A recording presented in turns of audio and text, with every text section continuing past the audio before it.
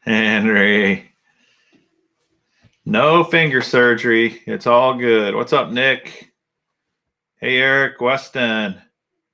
Weston, we haven't seen you in a while. How you doing, man? Ronald. Evening. How you doing, man? Jan's talking Hawaiian now. What's up, Jan? John, Frank, how you guys doing?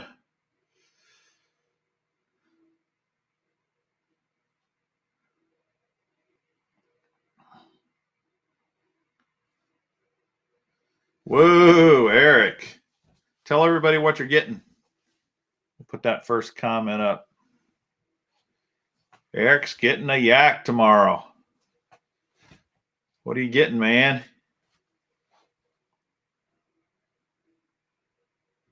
Weston's been fishing 24/7. Nice. What have you been catching, Weston?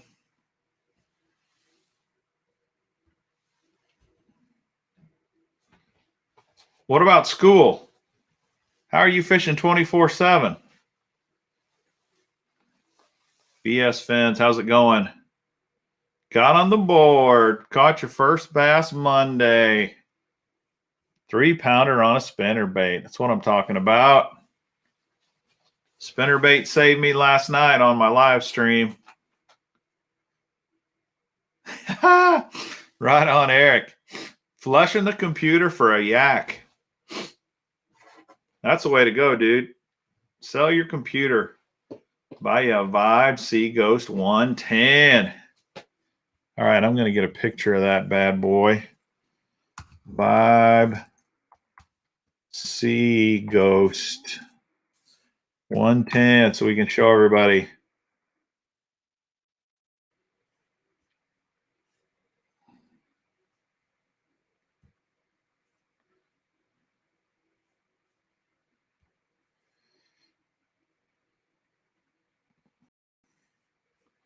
Here's one on Dick's Sporting Goods website.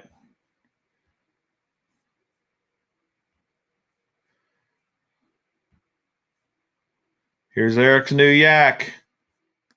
Check it. The Vibe Sea Ghost. Frank had a date Thursday. She wants to take me fishing. Next weekend, I say she's a keeper. Heck yeah, dude.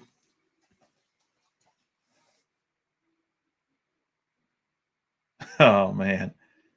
Thanks, honey. Thanks for the reminder.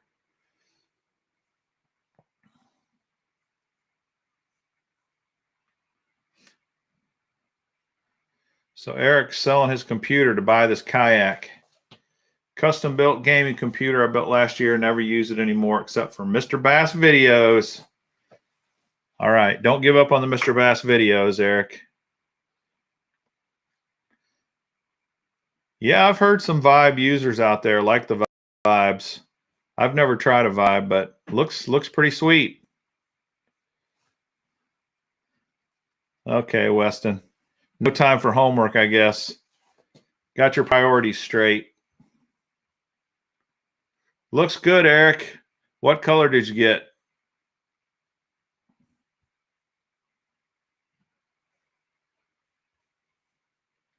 Kick your bass. What's up?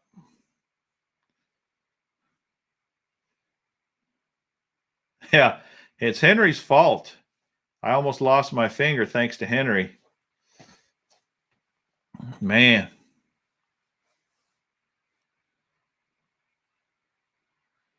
Right on, Eric.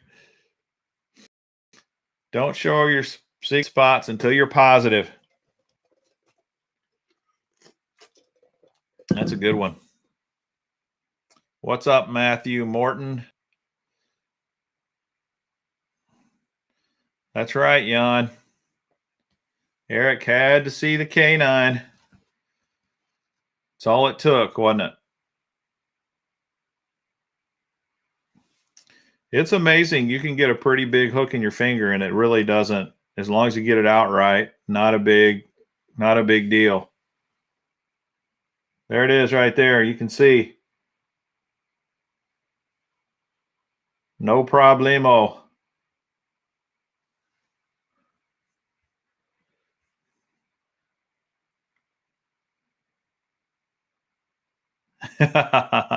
Right, Henry.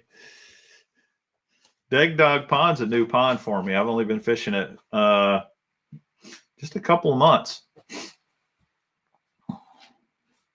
And it's not one you can fish all year round because it has so much grass in it. I'm almost positive it's going to be overrun this summer.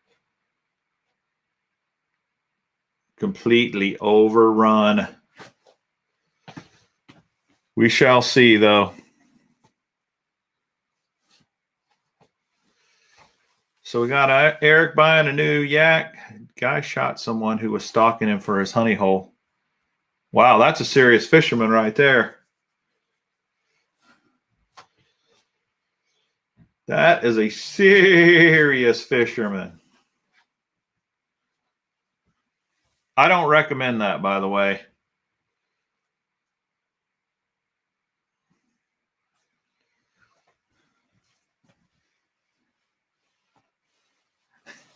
No, my wife is not a fisher gal at all.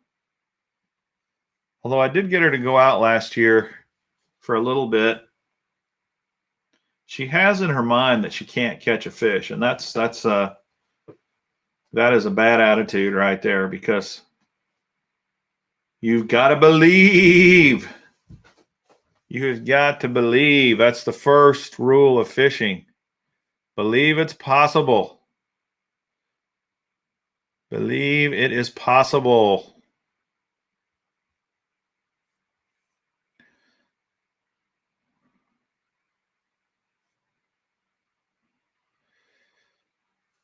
Man, they charge to fish a lake, eh, Frank? That's no good.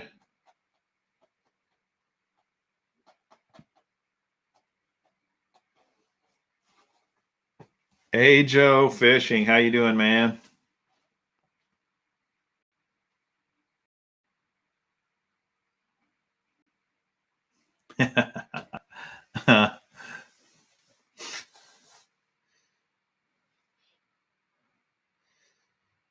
My girl goes fishing with me most of the times. She doesn't like it at all, but she enjoys me getting mad if I get snapped or skunked. Wow. She gets pleasure out of seeing you get snagged or broke off. That's unfortunate. Looks like I'm getting a little blur on the screen again. That is tough. For sure.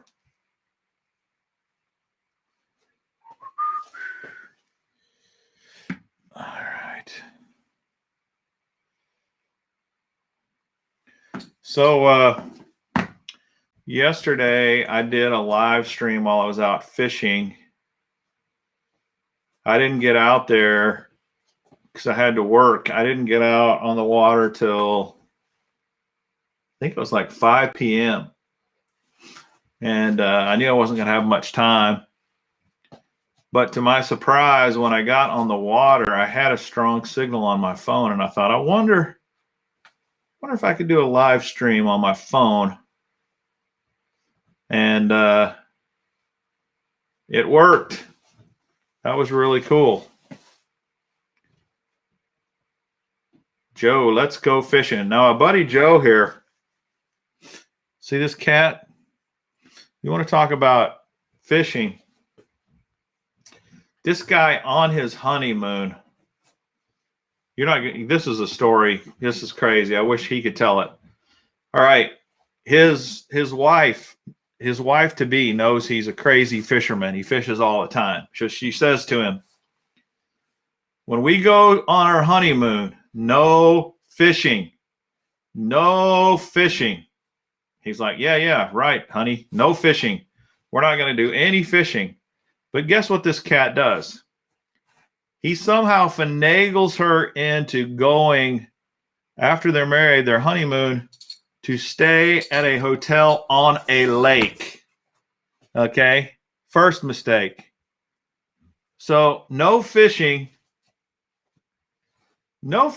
but he persuades her to stay at a hotel by a lake. All right. And it's not just any lake. It happens to be a lake that he has fished quite a bit. He knows the lake. Not only that, he knows a place in the lake near the shore where, I don't know what he was in, if he was in a boat or what. He capsized something, and his tackle box and some rods went over, and he lost them. Like, I don't know, a year or two before. Well, they go for a walk along the lake, and he somehow, coincidentally happens to walk with her along the edge of the lake in the same area where he lost this tackle. And not only that, the lake is down several feet. So this tackle that fell out of his boat, he wades out there and he finds it. He can reach it now because the lake has gone down so far. So he takes these rods and tackle back to the room, gets them in the shower, cleans them all up, and guess how he spent his honeymoon? This guy's crazy. Joe Enda, let's go fishing. I'll just tell you right now, he's crazy. That's a true story. And I don't think I embellished it much either. In fact, his wife has verified this story to me, so I know it happened.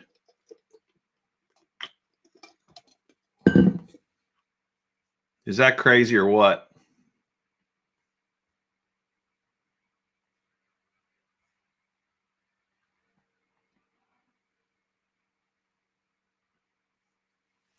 Take your camera, Nick. You catch a 6 to 8 pounder, man. You need that on film.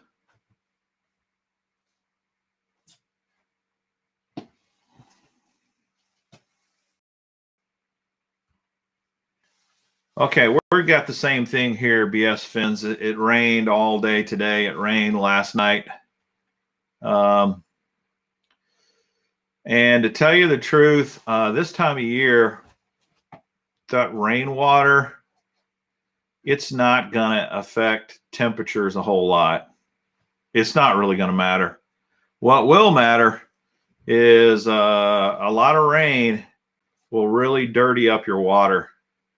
And that dirty water, that's going to matter. That is definitely going to change the bite. So, not to say that the rain won't cool the water temp down a little. If it rains 2 days solid like it has here, yeah, you might see some temperature change in the water. But this time of year, it's really not gonna change the action of the fish much. But that color will. That color absolutely will.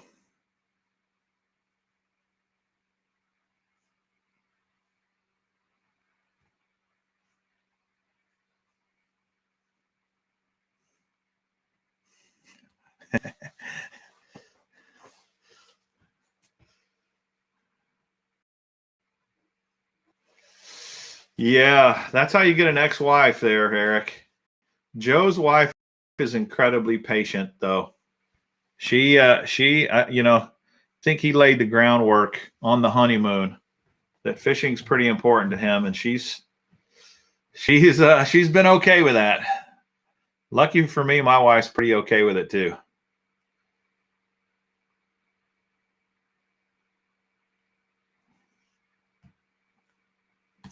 Kind of annoyed. I've been having a tough couple days. Then last week, literally caught 15 bass, but now can't catch nothing while everyone else around me is catching trout and crappie. Very frustrating. Huh.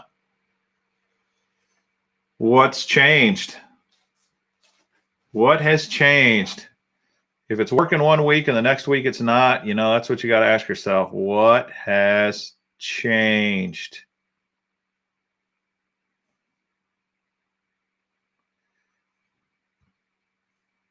Right on. If you're a single guy, get in as much fishing as you can and then marry the right gal.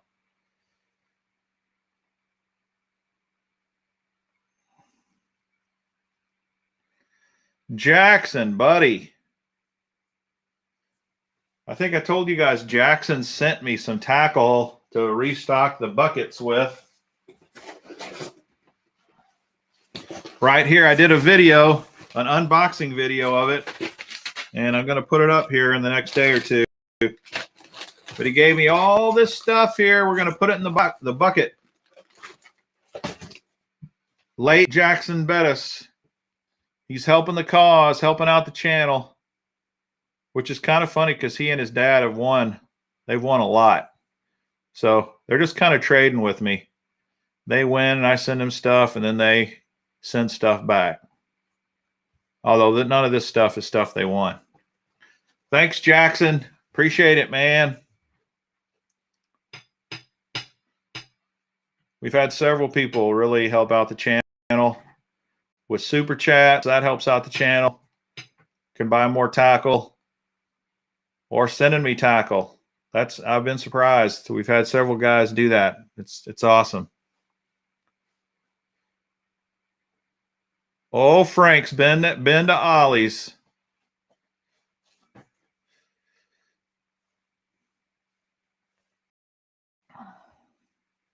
You rock.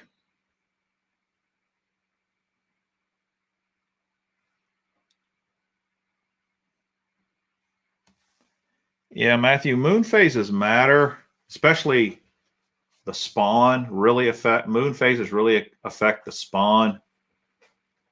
Moon phases seem to influence really big bass more. But I think you can get way too caught up in things like moon phases. The reality is you can catch fish anytime. There's definitely times when the moon phase matters more than others, though. John Gill's here. What up, John? Did you get my package yet?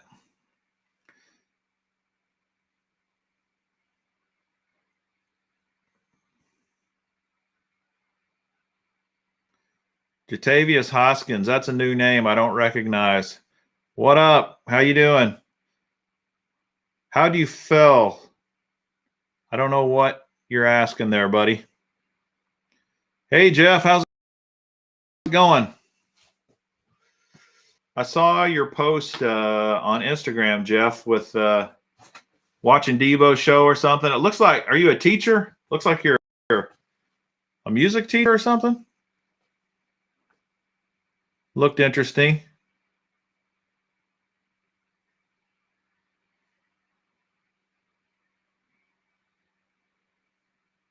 Oh, sweet.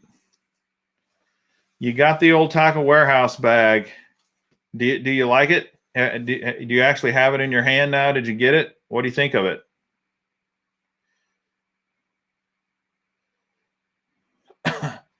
Yeah, that Shimano bag is pretty sweet, but it's pricey. Right on, Fisherman 83. That's Jackson's dad. He helped send us some tackle. Thanks, Fisherman 83. Right on, right on. You ever sing to the fish?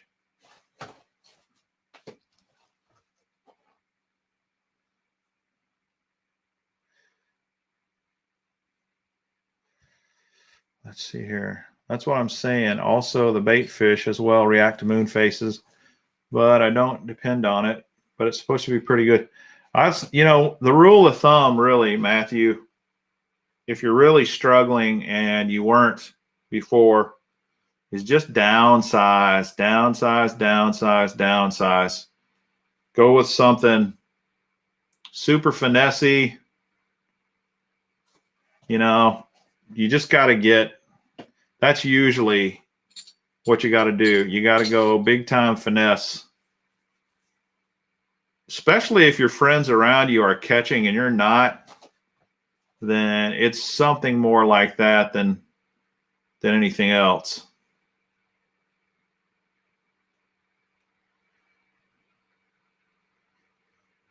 Okay, BS Fins, Tackle Warehouse has taken a long time for orders to come in. In fact, Burley Fishing and I are doing a tackle swap. I bought him $50 worth of tackle, and he bought me $50 worth of tackle. And it probably took almost a month, like 3+ weeks, for those orders to get there. I just got mine from his yesterday, and he just got mine as well. We ordered at the same time, so they're slow. So that bag may take a while. Speaking of Burley Fishing, he sent me this box of tackle that I'm going to review here from Tackle Warehouse. And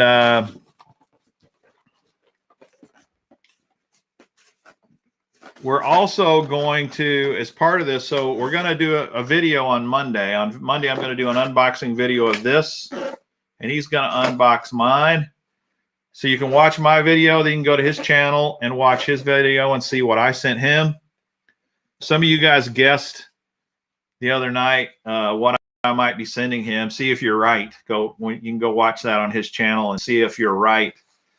But we're going to ask some questions to each other. And I was going to ask you guys, what questions would you like me to ask Burley to answer when he opens the box? I'm trying to think, what can I ask him to answer?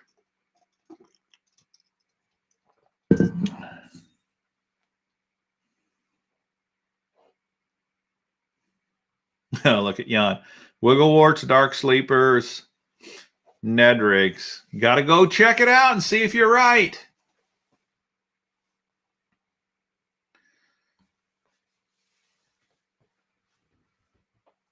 Sounds like Jan knows me, though, for sure. Knows what I like. Oh, Jatavius, how's my finger? Look, it's pretty good. Right here, look how well it is. I'm telling you, this method where you jerk the hook out of your body with the braided line works really well, and it doesn't leave a ton of damage. I'd have a lot more if I'd tried to push that hook all the way through. I don't like to push the hook through idea unless I'm in a really soft, fleshy part of the body. But you know, your fingers, they're pretty tough. They're pretty firm. It's not flabby, soft skin. It's pretty tough. And trying to push a hook point through the end of my finger, I don't think I'd want to do that.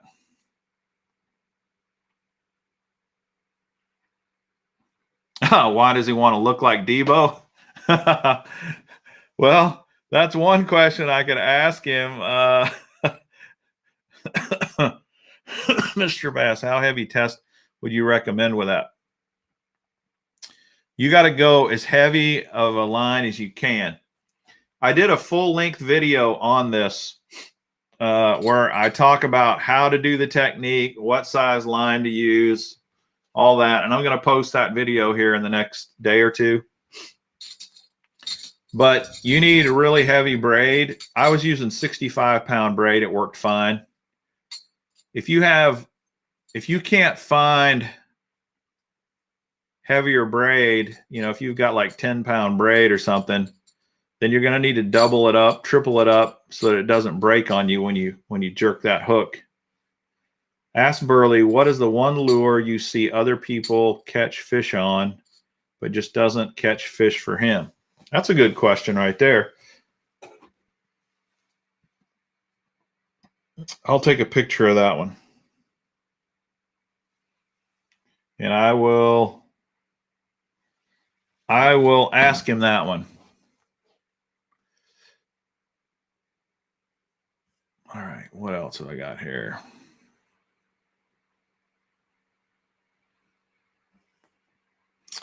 Maybe ask him his PB story. That's another good one. Or big fish story.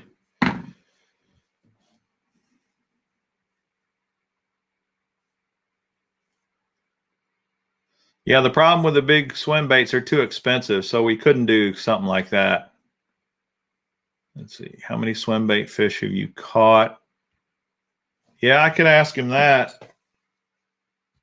I don't think he's done a ton of swim bait fishing, but I could be wrong.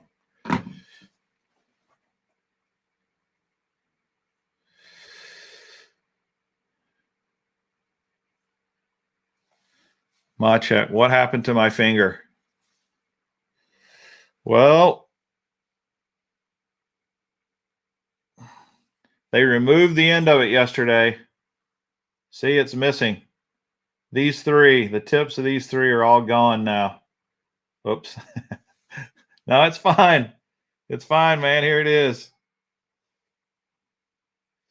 It did not require surgery. I did not have to go to the emergency room. I got it out myself and it worked fine. The biggest deal was just staying calm, not freaking out.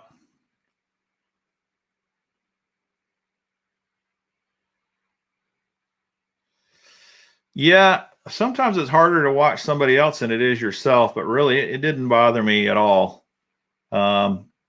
It was in deep though, and it was painful. I mean, that a hook in your hand hurts, but pulling it out, I really couldn't feel almost anything pulling it out.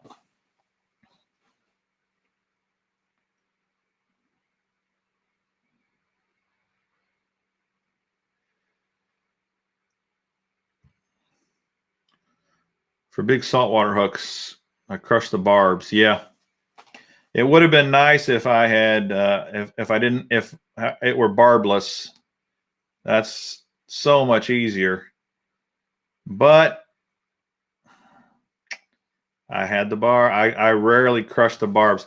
If you go up into Canada, I don't know if it's true for you guys, John, but I know when you're fishing for big pike and muskie and walleye up where you do those fly-ins, it's a requirement. You have to fish barbless.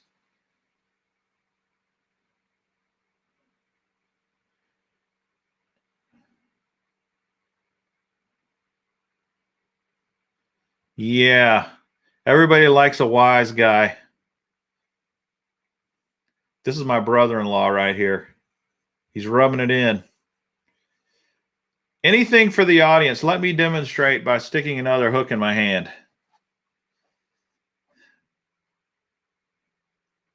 That was just a perfect storm.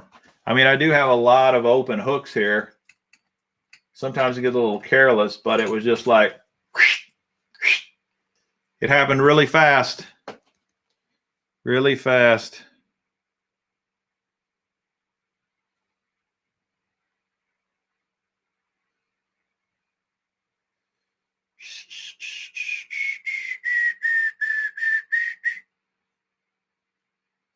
Henry, I've caught tons of fish on swim baits, but not the big glide baits. I'm just getting into those.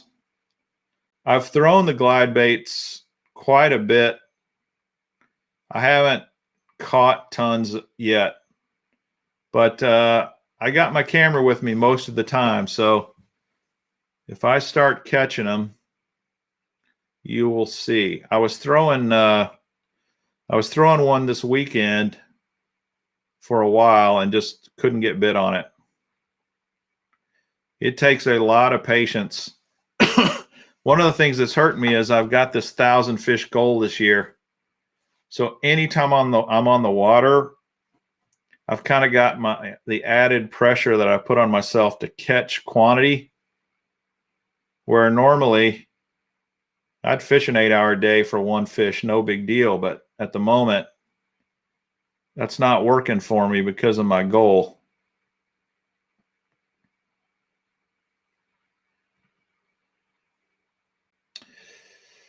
I will talk about that a little later, Jan. I was going to talk a little bit about yesterday and the live stream, and I will give you an update on that. Yeah, you're talking the big glide baits, David. Yeah, I have fished the glide baits. I fished these, these in particular, quite a bit. Not caught a ton on them yet, and I know why, because just the conditions and where I've been fishing. And then these rats, I just got these, so they're practically brand new. I haven't fished them yet. My check. Didn't catch anything on the Carolina rig either on the pond that I was telling you about Wednesday. All right, my check. Are there fish in that pond? Are you sure? If they're sure, then we probably need to talk about downsizing. Downsizing. Something really small. Like a very small Ned rig bait.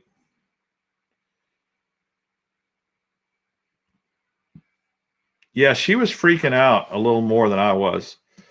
It was it was really bugging her. In fact, I can't believe that shot where I removed the hook. You know, she was holding the hook down for me, and she was filming with my phone, and she had her eyes closed that whole time. I can't believe she kept the picture in the frame. I didn't even know she had her eyes closed until it was over. So probably got lucky that the footage even got in the frame, because that would be hard for anybody.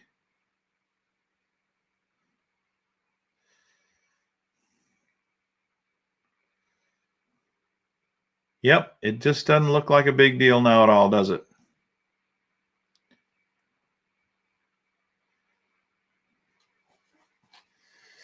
It was in there because when I pulled my hand down, I went all the way down, and that hook went all the way to the bend. It went as far as it could go, and then it had to stop. Obviously, it couldn't go any further.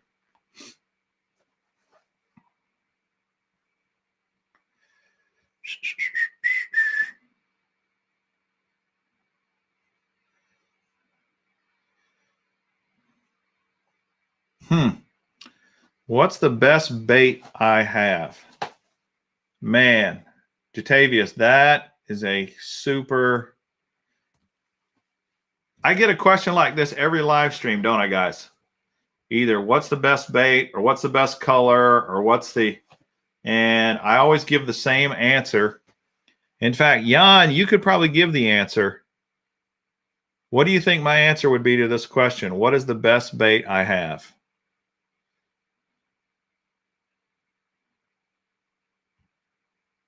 David, I don't need $100 that bad, buddy.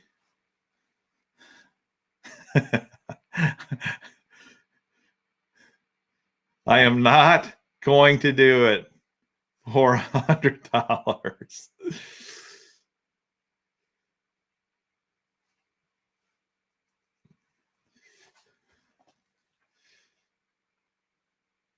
I think you'll like this video where I went through and I explained how you do it, and I demonstrate it, and then I show the clips of how it happened, even though you guys have already seen that.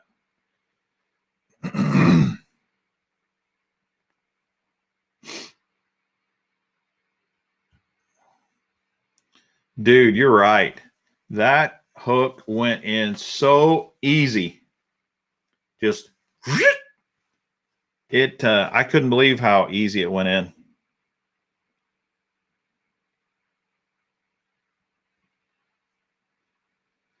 Matt, I don't do a lot of trout because here in the Big Mo, the trout die. They can't stay alive in our waters. So there are a couple of public lakes around here that they stock with trout in the cooler months, right at the end of the year.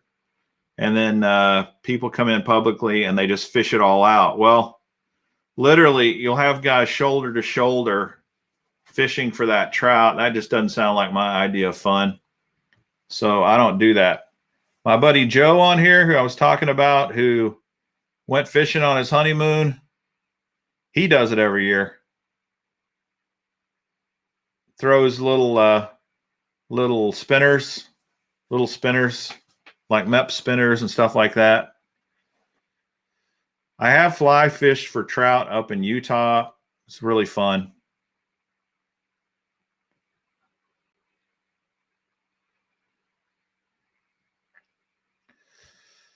Make a video on what, Jatavius?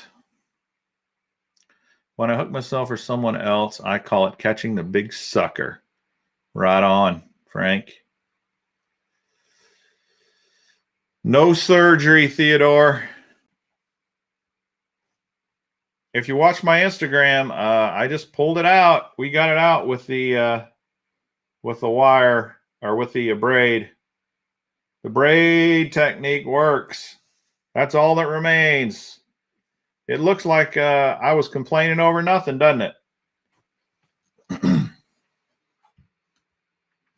A lot of practice. I hate people who think they can buy a big swim bait, glide bait, and think you can throw it. Yeah, you're right, Matthew. It takes a ton of practice.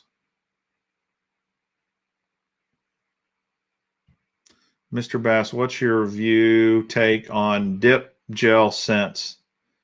I like them, and I use them. I use I have Spike It. I also use the stuff in the glass jars. I use that more than anything. What's that stuff called from down south? One of you guys will remind me what's that called. I've started using this Liquid Mayhem. I like this stuff. It's kind of a paste that you kind of squeeze on. I definitely use dips and gels and scents. I've never used Pro Cure, but Spike It, I've used Spike It a lot. And I think it's more of a confidence thing. I care more about color than I do scent. But scent, I think, does matter. Sometimes it will definitely get you more bites. Sometimes it doesn't matter at all. And I can't explain why. I mean, I don't think anybody can explain why. Sometimes the fish like it. Sometimes they do not care.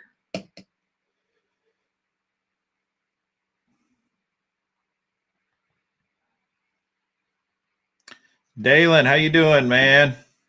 Welcome. Hooked a Huddleston fish. Nice. Yeah. A lot. You can definitely lose HUDs because they got that big single hook coming out of the back. There are videos where you can watch guys modify them to put a line through treble hook underneath, and your hookup ratio goes way up if you do that.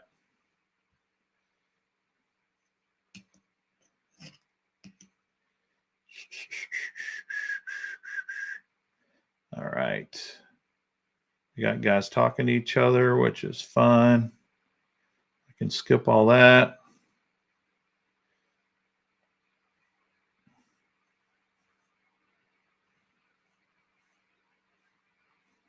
Okay, Jan, I think, answered dark sleepers, Ned rigs are my favorite, most used baits.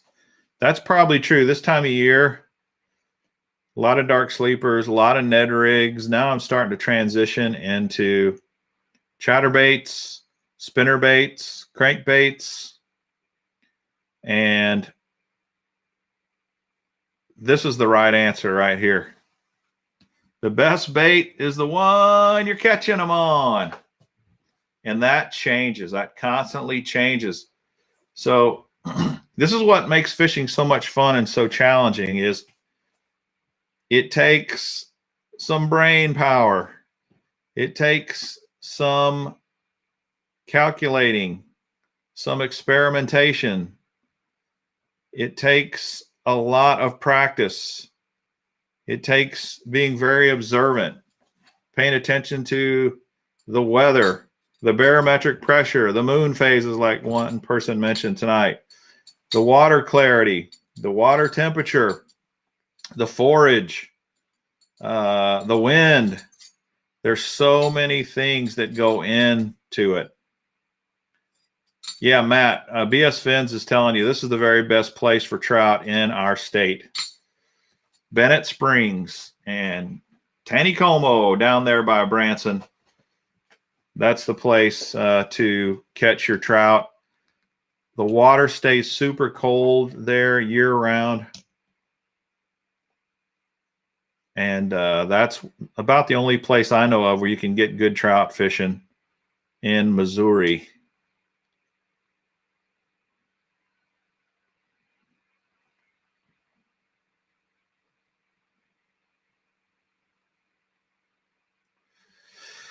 Yeah, well, it's not a perfect, there's no perfect bait. In fact, I've had the same experience. Some days you're not going to hit it. It's not going to catch any for you. In fact, if you watch my live stream yesterday, I was specifically throwing a micro crankbait that I got in my multi-species box because I'm doing a multi-species video. So I was trying to stick with just that lure, and I did, and it worked, and I was catching lots of fish. You're right, Fisherman 83. It's JJ's Magic. That's the one I use more than anything. As far as scents go. So then I started the live stream, and literally within the next few minutes, I had just, before the live stream started, I had caught 10 fish. I'd caught 3 or 4 bluegill. I'd caught a handful of nice crappie and several really nice bass for a total of 10. And then when I started the live stream, I couldn't get bit. I had 2 nice bass on that little crankbait, but those hooks are microscopic. And they both came off. Both the fish came off. And then I threw around a chatterbait, and I attempted to throw a buzzbait, and I got a rod out to throw a spinnerbait, and as soon as I got the rod out and got ready for my first cast, got a backlash, and then I got a little topwater bait, walk the dog bait. And the action on that walk the dog bait was not working right with the rod I had it tied to. And it was like, man, is anything going to work? And I kept having this feeling you need a spinnerbait. And I had that spinnerbait on that rod with a backlash. So I took the spinnerbait off, put it on a different rod, started throwing the spinnerbait around, and then I caught a really nice bass. And that's after I had thrown everything but the kitchen sink. So fish are there and they're usually biting. You just got to figure it out. And sometimes it takes a lot longer than others. Frank's Fishing. What's crazy people buy big swimmer glide baits, then throw it on Walmart 33 with 6-pound line. Yeah. You're right. You got to know what you're throwing, don't you? Smelly jelly as well in 5 KDA. Gary, you're right. Smelly jelly. I got some of that. Smelly jelly is a paste as well. And it's kind of a grainy paste. And it comes in a plastic jar. So I don't think it comes in tubes like this. The smelly jelly I've always used comes in a jar. And what I don't like about that jar thing is, well, how do you get it? You got the only way I know is you dip into it with your finger and spread it on your lure, and then your hands are all stinky, which is not the end of the world. It's definitely worth it to catch a fish, but why not put it in a tube? With this Liquid Mayhem, you just squeeze the stuff on, no problem. But the smelly jelly works. They got several different scents. I like JJ's Magic a lot, but the one thing you got to be careful about JJ's Magic, there's something about whatever's in that stuff. It pressurizes in these glass jars. And if you're not careful and you pop that open, it'll just kind of go out.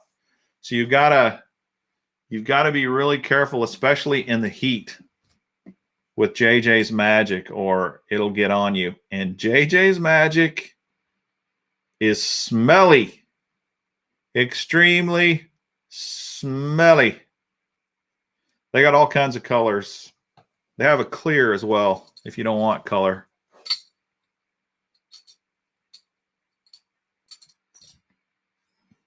I didn't know that, John.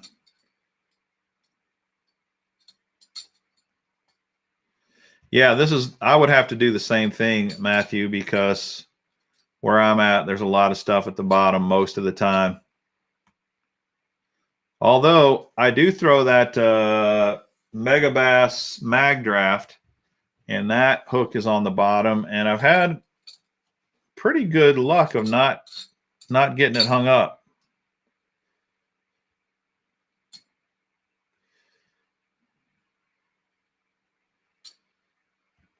Yeah.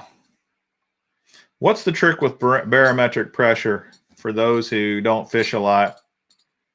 Most guys don't even know what that means, I would say, a lot of guys.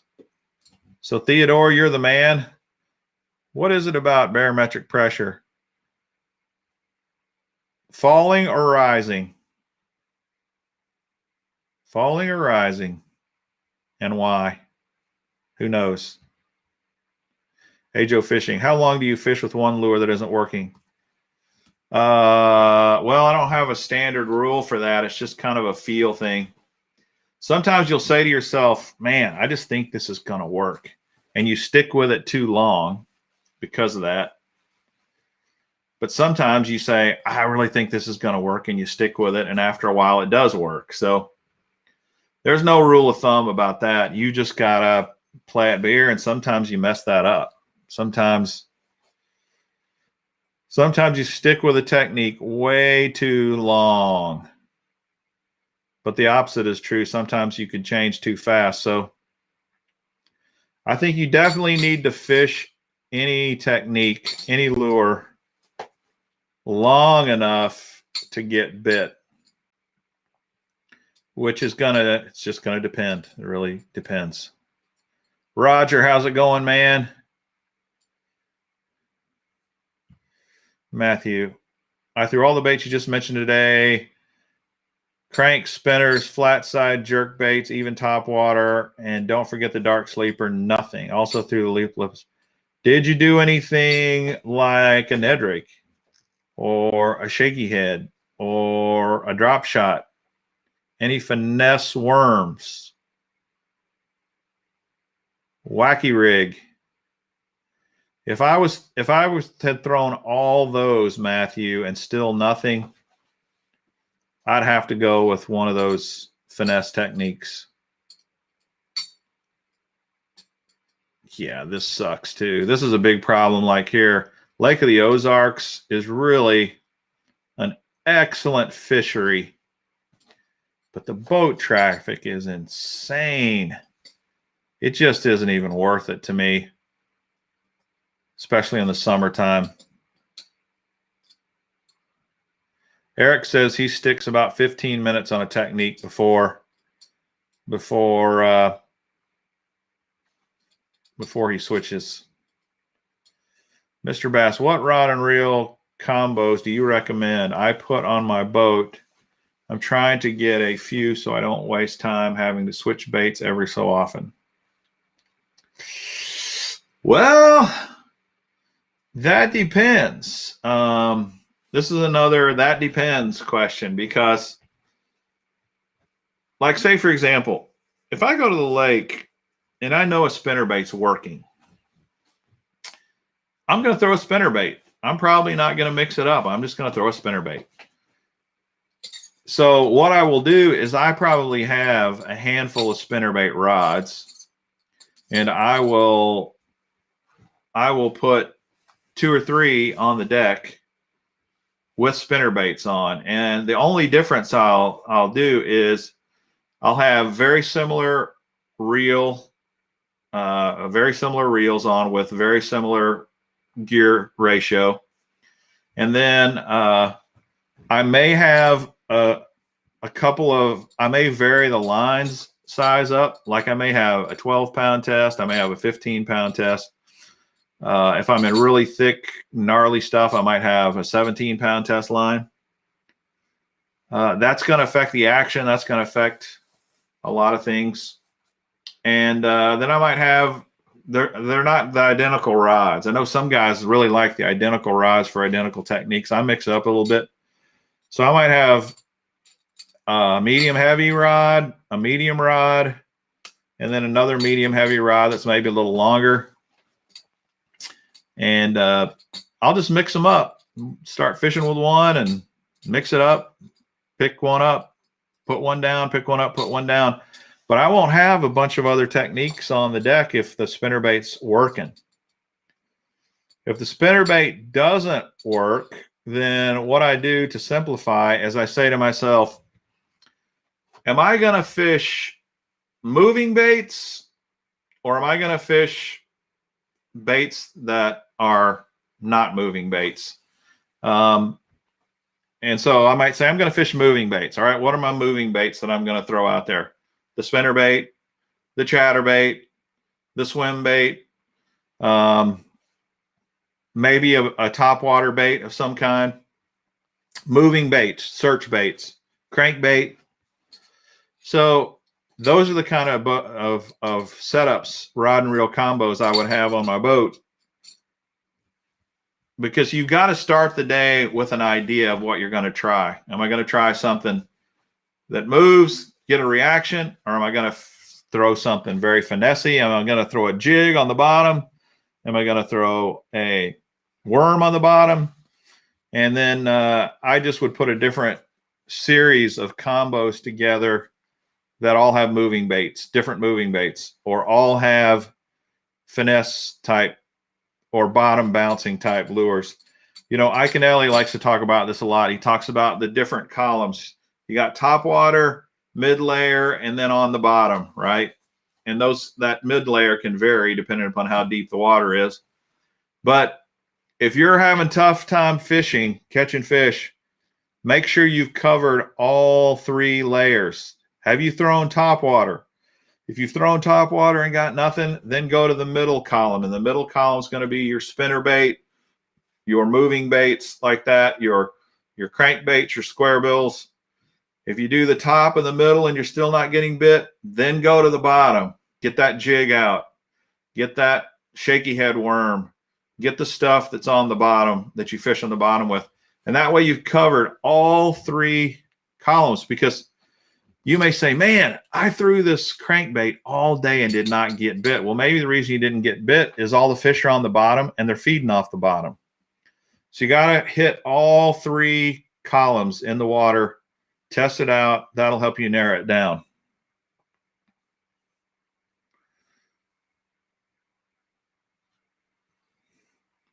But if you're wanting to know in general terms what rod and reel combos to start with, Weston, I got a video called My 6-Rod System, or the minimum 6 rods you need.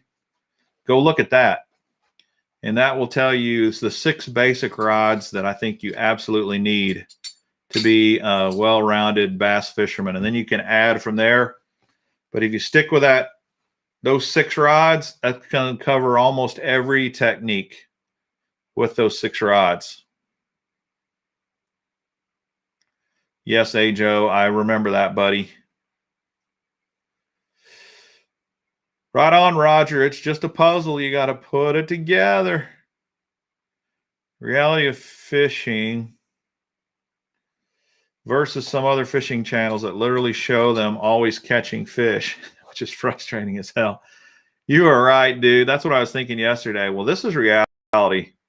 I'm not going to fake it for you guys. Some days you will get out there and nothing goes right.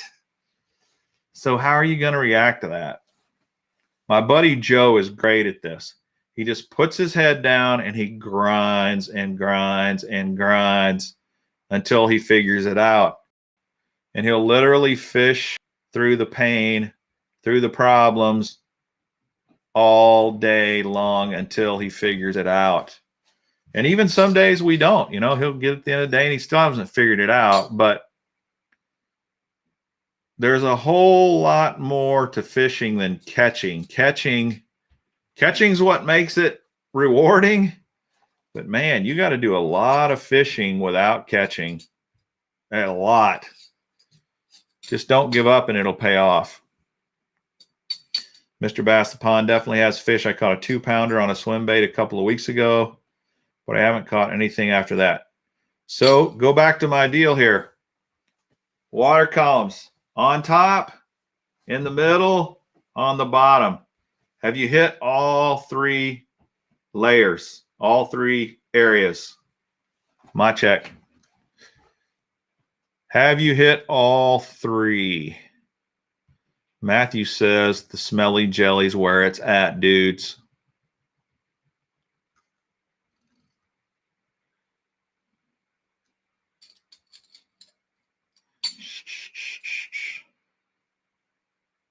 Paintbrush. Paintbrush with your smelly jelly. Okay, I got you. Well, I guess I should try that. I'm just so used to using my Liquid Mayhem and my JJ's Magic that I've never needed to do that, but I will try it. Thanks for the tip. Mr. Bass, maybe upgrade that front hook and put a swivel with a Colorado blade in place of the rear on that little hook. Yeah. If I were going to throw that bait on a regular basis, David, I would upgrade the hooks. The problem is it's such a tiny, tiny bait. If you watched me, I think I showed this. If not, I've definitely taken some video showing it. How easy those 2 little hooks hook on each other. It happens, man, it happens a lot. You upsize the hooks, it's going to get even worse. And so even if you only upsize one of the hooks, it's going to be a major problem. What you might be able to do, if it doesn't totally mess up the action of the bait, is just take one hook completely off and just put one larger treble hook on it, and that might work. That's the Bitsy Minnow. I don't know if any of you guys have fished the Bitsy Minnow and have tried that, but that's probably an idea. All right. I'm behind because I've been talking to you guys on the comments, but I'm just going to keep going through them because we talked about barometric pressure, barometer. Matthew, dropping pressure is best for bass fishing. And Roger says, I'm a big believer in barometric pressure, especially when a storm's coming through and it's going to be a very heavy one. And Eric says, falling means bite should be on. Falling indicates a storm is coming in and tells the bass it's feeding time. Gary says falling. And here's part 2 with Matthew. Because the bass tend to eat anything that coming to them when the pressure is dropping, because there aren't much bait fish around, usually go and hide. So these comments are pretty much spot on. Falling barometric pressure means a storm is coming. And so if you're watching the barometer, they do seem to start feeding up as the barometer falls. So if you're watching the weather, you don't have to like look at a barometer every day. You can though. The weather apps can tell you barometric pressure. But if you just keep track and watch when it starts to trend down, that's a good time to get out on the water. When it trims up, the bite's usually going to slow down some.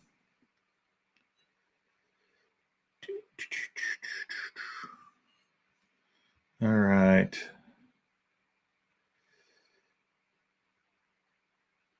Okay, I'm skipping a couple of these here.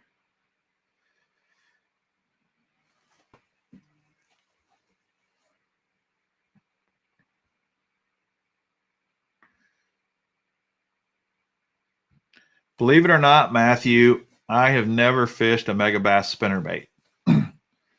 I love my megabass swim baits, and I've got a lot of other megabass lures I fish, but I've never fished with their spinnerbait. Simon, how you doing, man? I'm fine. Doing good.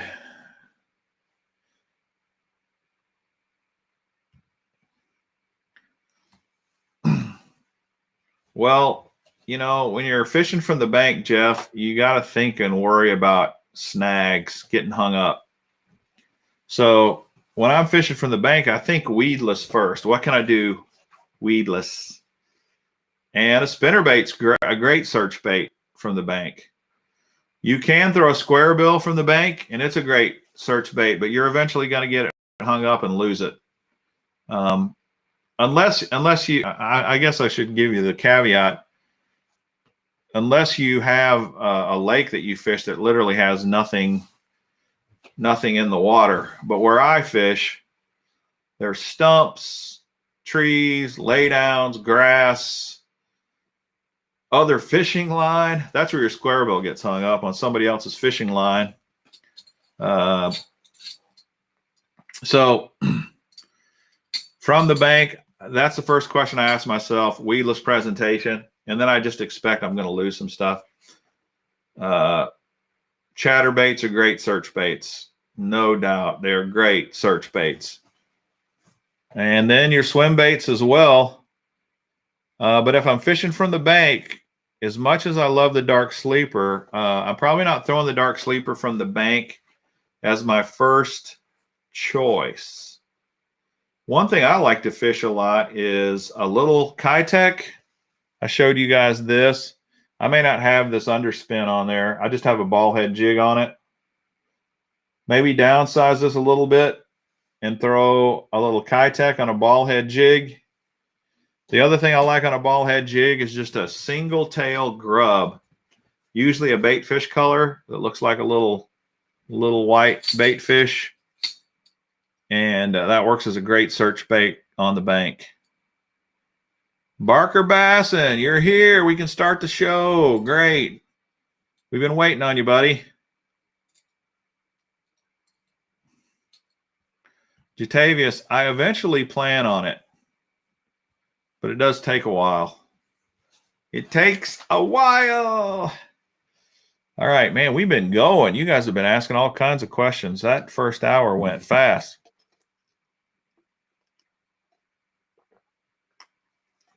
My check. I can answer this for you. You're not throwing it enough. That's why. Spinner baits work, buddy. They work. Just keep throwing it. You will catch a fish on it. I guarantee you will.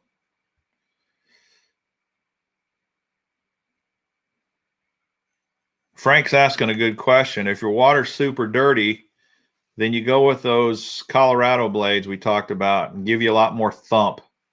Get a bigger, rounder blade. If your water's clear, go with the willow blades, the pointy blades.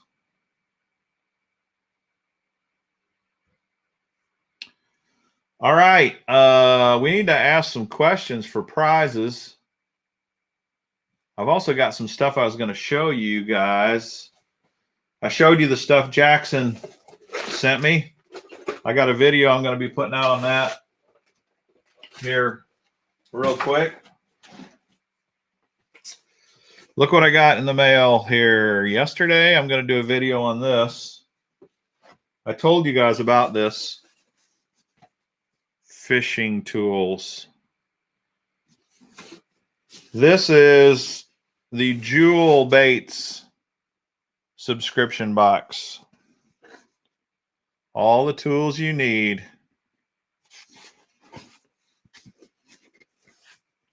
Tag us using your fish tools at Jewel Bait. So I haven't opened this yet, but I'm going to do an unboxing video on this because this is new. Jewel Baits just started doing subscription boxes. They're new. And when a new one comes out, I like to show you guys what's out there. So I will show you this here soon.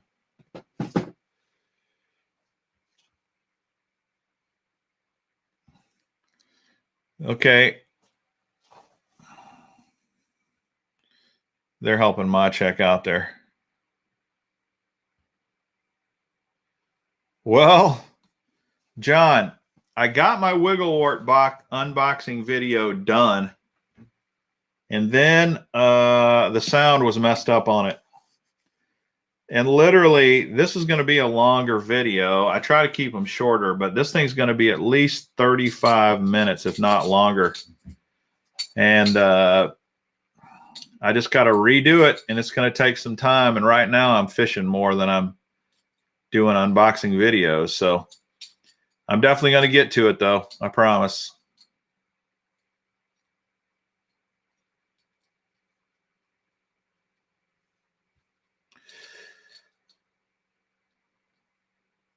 All right. What else is I going to show you here? Let's do a question or two, and then I'll show you something else. Okay. This one is going to be easy for some of you. Yesterday, I did a live stream on a live stream video on the water. And while I was doing the live stream, I got my bait caught in a tree. What bait did I get caught in a tree? What bait was it?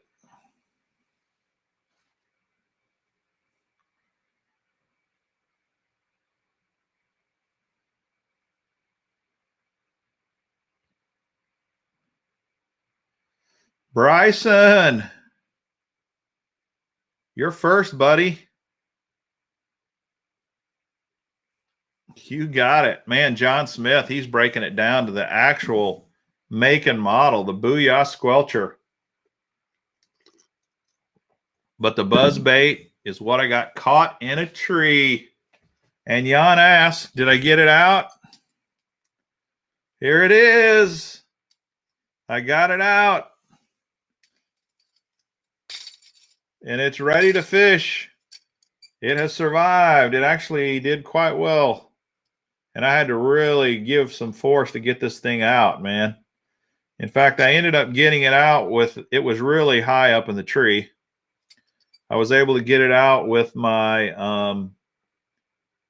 power pole anchor spike. That thing's 8 feet long, and it took almost the entire length of the spike to get it out, but it survived. Here it is, the Booyah Squelcher. I like this buzzbait a lot. All right, so Bryson, dude, you get to spin. Let me get your name on here first.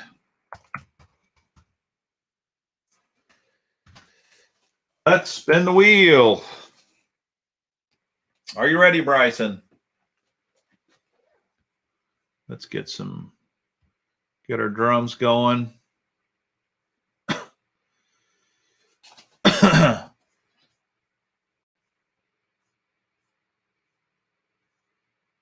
My check.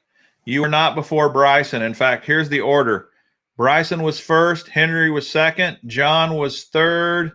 My check was fourth. Jan was fifth with the wrong answer. Spinnerbait. Jeff was actually the fifth right answer. So, nobody. You were not before him. Dalen's got the drums going. Are you ready, Bryson? I'm spinning.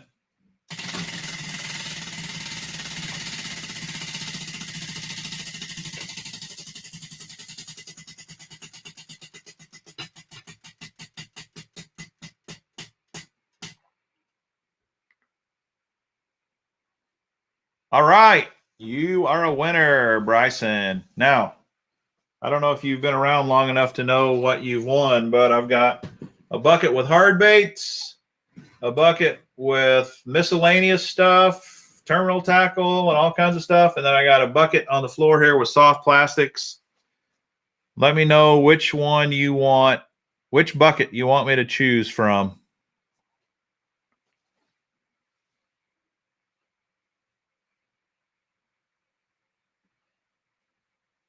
Thanks, Mark. I will remember that for next time.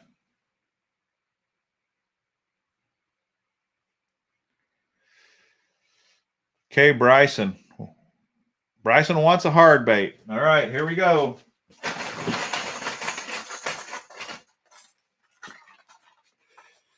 The Guggen Squad Clutch Lipless Crankbait. Congratulations.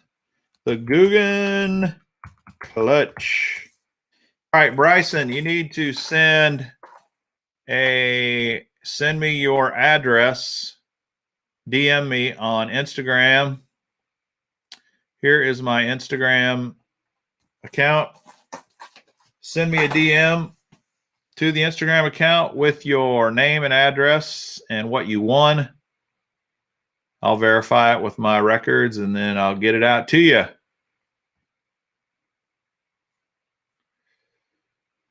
Okay, let's do another question. I'll do another question. Let's see here.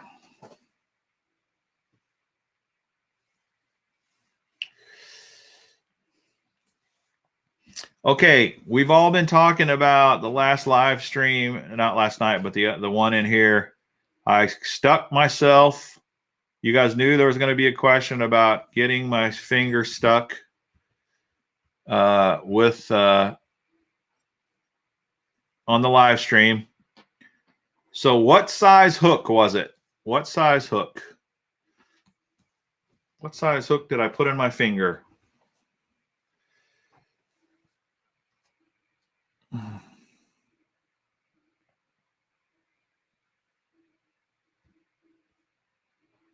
Jan's first. Jan got it. 1-0. 1-0. That is the deal. 3-0. 6-2 question mark. You're right, Fisherman 83. It is a 1-0 treble. Dude, you guys knew that one. A lot of answers on that one. But Jan was first. Congratulations, Jan. Had to get it before the Johns. You're right. The Johns, both of them are fast. They are fast. Okay.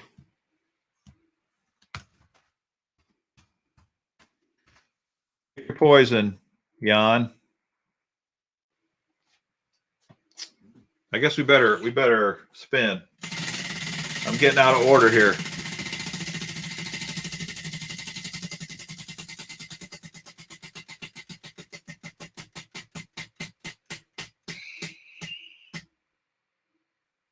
One. In between an X and a jackpot. You got close there.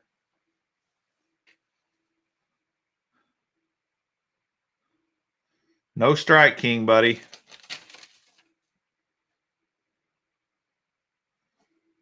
Jatavius, I have poppers. Yes, I do have poppers.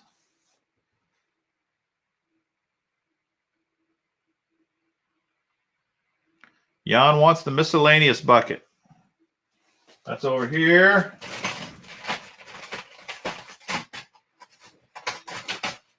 All right. Another Guggen bait, 2 in a row.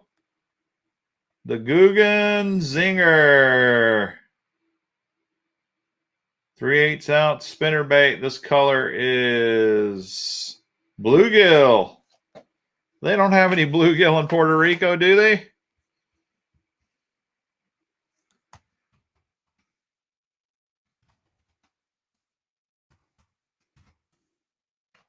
I don't know if they do or not. Maybe they do.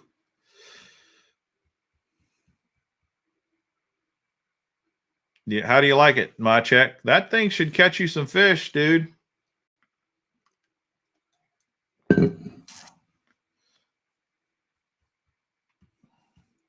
All right, here's something else I was going to show you guys. I did a tackle review video on a bag. I haven't posted it yet, but I got the video done. Check this out. You guys may have seen this. This is the Plano Guide Series. See, Guide Series. This is a 3600 box. Pretty cool looking, pretty rugged. Got a really cool hard bottom with rubber feet. But that's not what I'm showing you. I'm showing you this crazy thing here. How many of you seen this? The drop zone. Seen that? See this here? These are magnets. You take your hooks, set them on there. Take your buzz bait,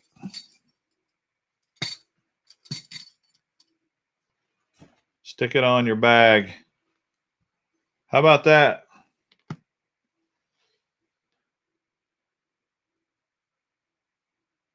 What do you think of that, dudes? Is that crazy or what? I've never seen this before. I don't know if there's other companies doing it, but this is something new and unique to me. Never, ever seen that. Crazy. The drop zone on a tackle box.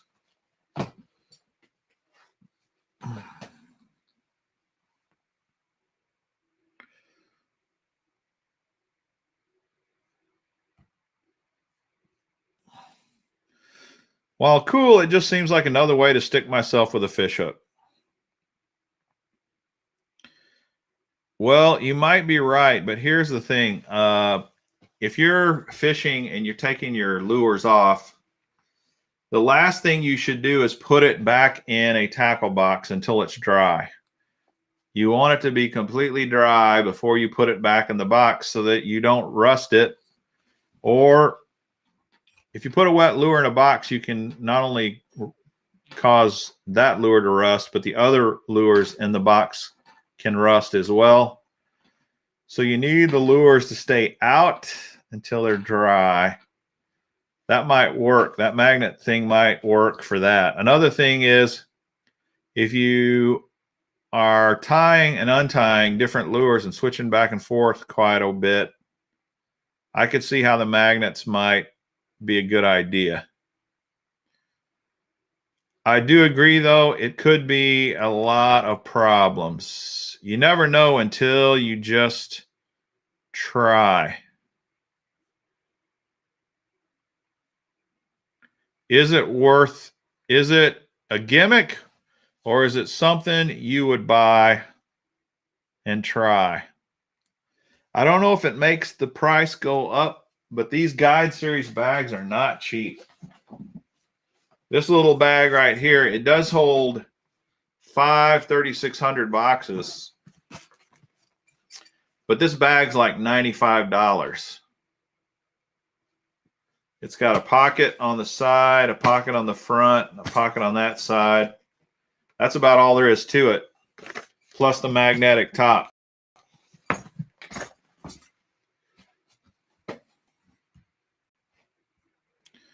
Don't know if I'd trust leaving them on that while walking the bank. Yeah, you're right.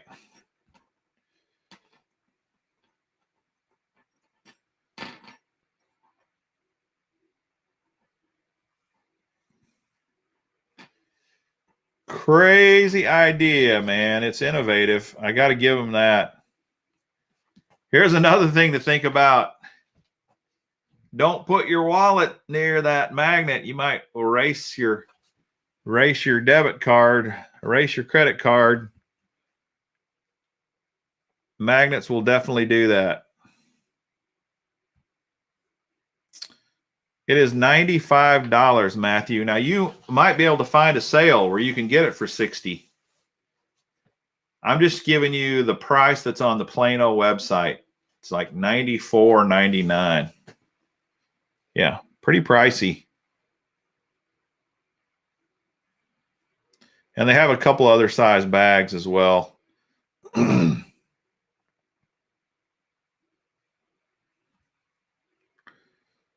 All right, let's do another question.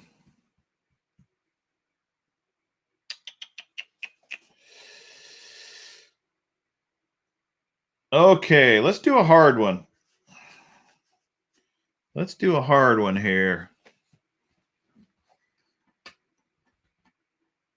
This is one you really had to pay attention. I mentioned this on one of the live streams before, but I've only said it one time. So we will see who's been paying attention. On a previous live stream, I talked about how I used to go visit my grandfather and we would fish this big lake. It's the first lake I ever fished. First big lake I ever fished. What is the name of that lake?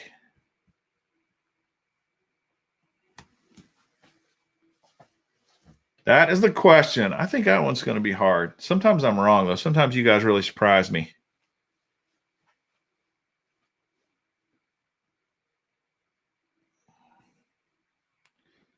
Outside world, you got it. That happened pretty quick. It's Pickwick, not Pitchwick, but I could tell what he was saying. We decided last live stream or the live stream before, I won't punish you for spelling errors unless you spell Puerto Rico the way.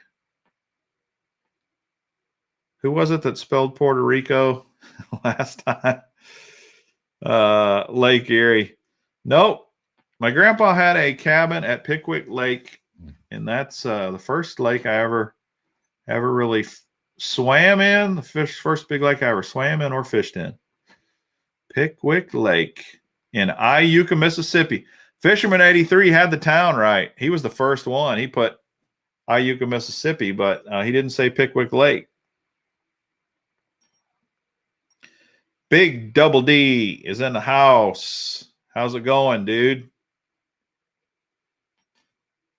Landon won the spelling, the Mr. Bass spelling bee with Puerto Rico a few weeks ago. The Mr. Bass spelling bee.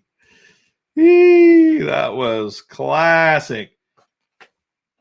All right. Outside world, dude. Are you ready to spin? Spin to win. Jatavius, I've never been to Kissimmee. I would like to. Sounds like a fun place to fish. Puerto Rico. It was even worse than that, Henry. I don't even think Landon could recreate it. I mean, it was something. All right, here we go, outside world.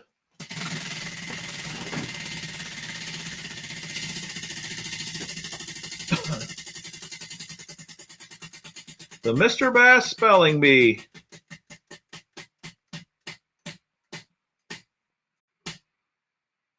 Man, we got 3 ones in a row tonight.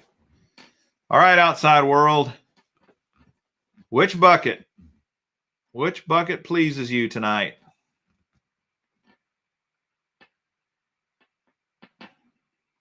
Yeah, you're right, Frank.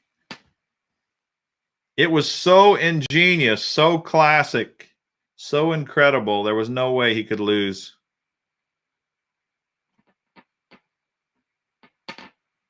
$20-pound bass. Dude, you're talking world record. I think the world record bass is like 24 pounds. Who knows what the world record bass is? That's a question we ought to ask. I think it's been caught at Lake Biwa, Japan, but maybe not. Pietri Rico. Yeah, Matthew. That's probably closer. It was something, man. No, there's not been a big bass. No, there's not been a bass in the 30s, big double D. It's in the 20s. World record bass. World record largemouth bass has never been in the 30s. Yeah, maybe 28. Might be 28. I ought to look that up. That'd be a fun question to have on the deal.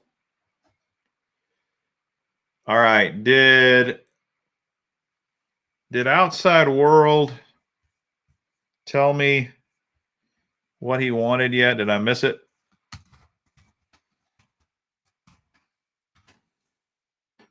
Miscellaneous.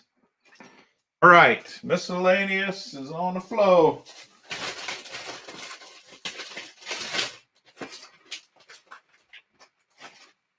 Here we go.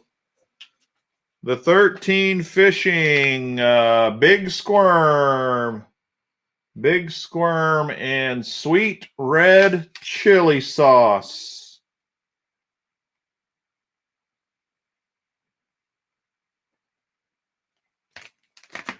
That should catch something.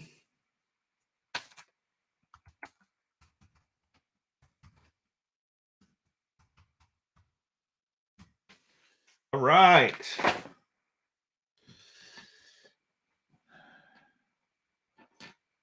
Very nice, very nice.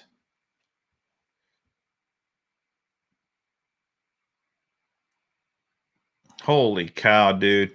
Is that right, Mark? An 11-pound, 5-ounce smallmouth? That doesn't seem possible. That's insane. Clint! Dude, Clint, you just missed it. We've been talking about the winner of the Mr. Bass Spelling Bee.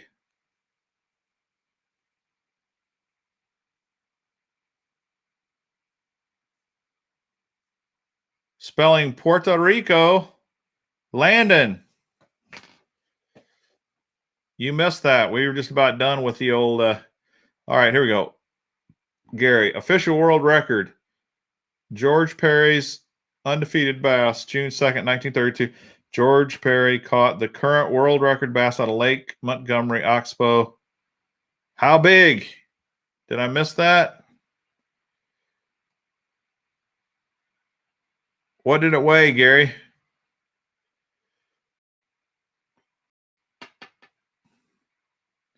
You're right, Eric. He's always late. Usually he's only like 8 minutes late. That's usually how he times that.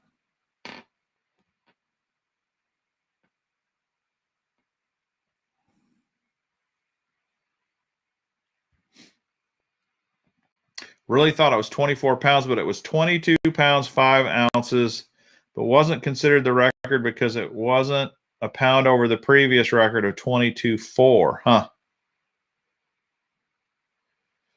Clint's been out rodeoing. What a dude, man. Works all night, and then he hops on Mr. Bass show. 22.4. I thought it was heavier than that. Wow. I really thought it was bigger than that, but I knew it was nowhere near 30. DD changed it to 28. But, wow. Okay, here's the Lake Biwa I was thinking of. July 2nd, Japanese angler Manabu Kurito pulled his own 22 4-ounce largemouth after it ate a live bluegill that he had on for a bait. See, these Japanese guys kind of cheat.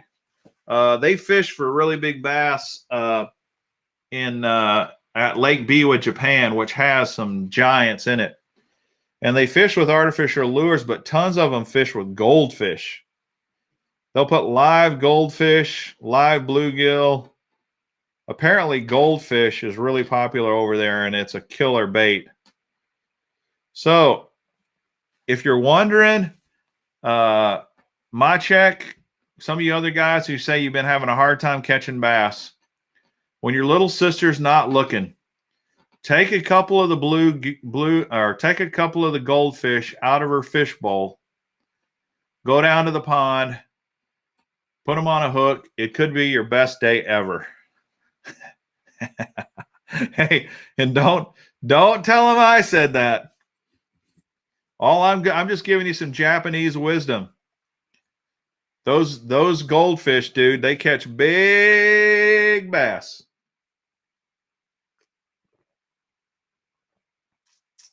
Yeah, Curly Q. I will do it. I will do it. I'll make a promise to you. I will do it.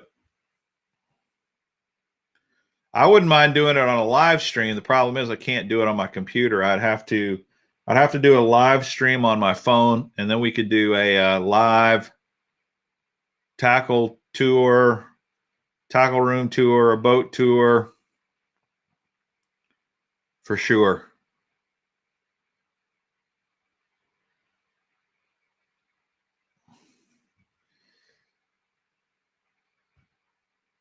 I've never tried. I didn't even know they made one, a goldfish lure. But we all know live bait is always going to catch you more fish. It just is. That's another thing you could try, my check, if you're just having a tough time. Get some night crawlers or some minnows and get some live bait.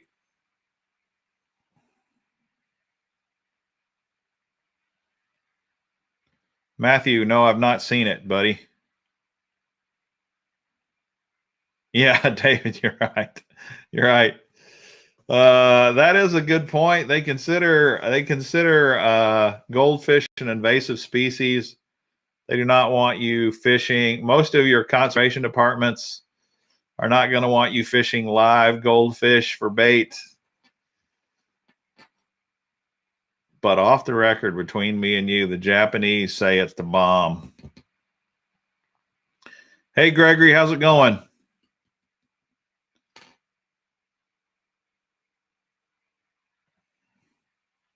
All right, let's do another question.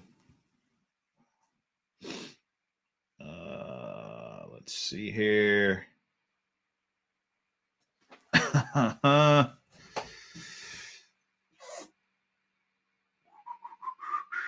Oh, let's do my baseball hat. We'll make the baseball hat the next question. I'm just going to stand a little taller here. You guys ready?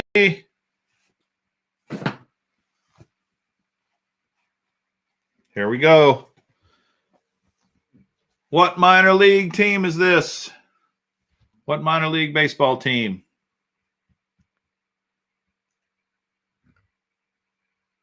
Hat of the day. Hat of the day. Looks like a Bronco, doesn't it?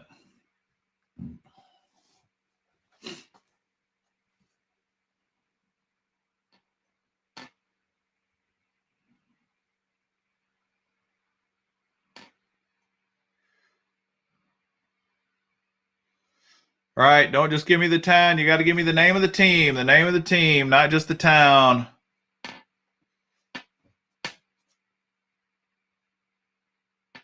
The name of the team.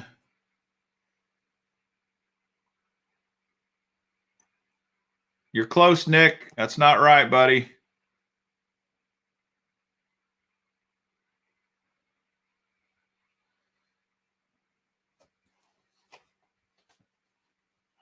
Dude, you guys are jumping all around it.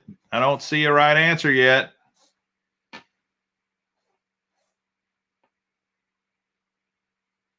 Jan, you're right. That's the type of hat, but that's not the name of the team. Woo, man, you guys are bouncing all over it.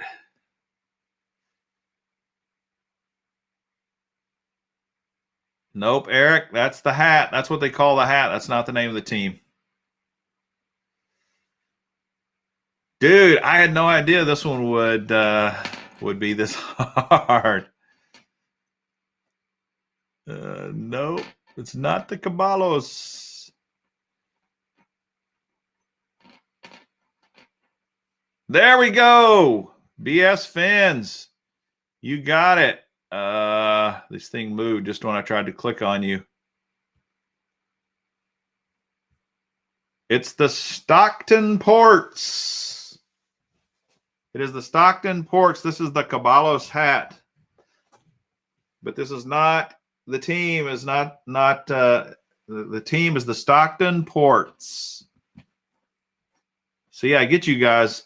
Remember, whenever I do one of these hat videos, I'm always looking for the name of the team.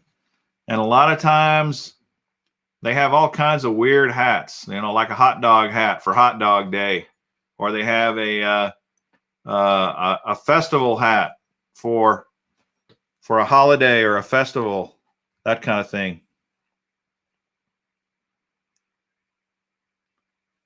Yeah, the team is the Stockton Ports. So BS Fins. Good job. Oh, Jatavius is going to tell us the best lure now.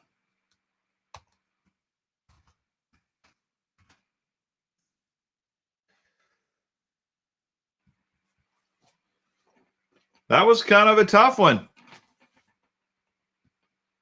Yeah, Daniel, the reason they do is the same. All these teams have hats like this. They'll have a Caballos hat, or they'll have some other hat that is linked to some sort of a celebration or some sort of an ethnic festival or all kinds of things.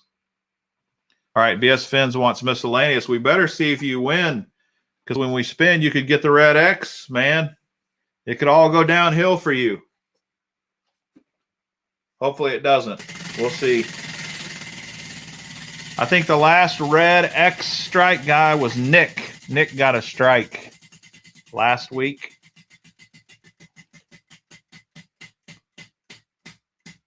Oh, look at that. BS Fins got a strike. Oh, dude, it's like, sorry, buddy. The good news is your name is in the drawing now for the reel, but no prize. The other thing, too, for those of you who are new to the channel, if you land on the red X, you don't get a prize, but you can guess the rest of the night and possibly win. John Gill or John Smith, I think they like doing that. They like getting a red X and winning later in the show. Sorry, buddy. That's just like fishing. Sometimes you go, you fish all day, you strike out.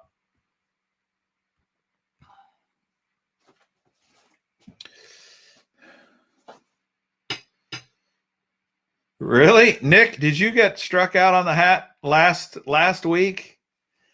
Dude, maybe there's some sort of a mystical thing going on with the hat question. We may have to keep track of this. I think John Gill, this is something that John Gill or John Smith could keep track of for us. That is, how many hat winners strike out on the wheel? Looks like we had 2 in a row. Last week, Nick won the hat question and struck out. This week, BS Fins won the hat question and struck out.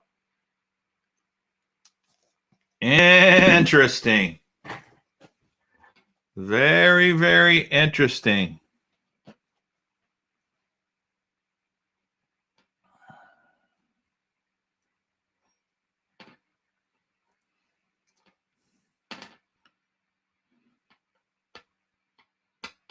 My check. I should do another hat question tonight.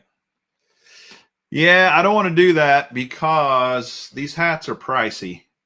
So I want to save them so I can do one question per week.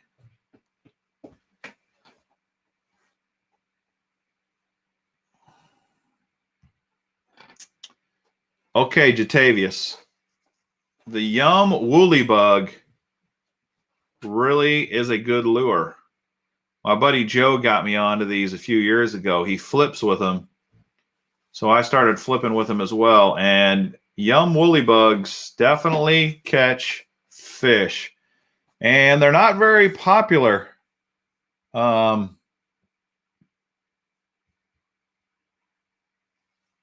least I don't see them fished much. So you might be onto something there, buddy.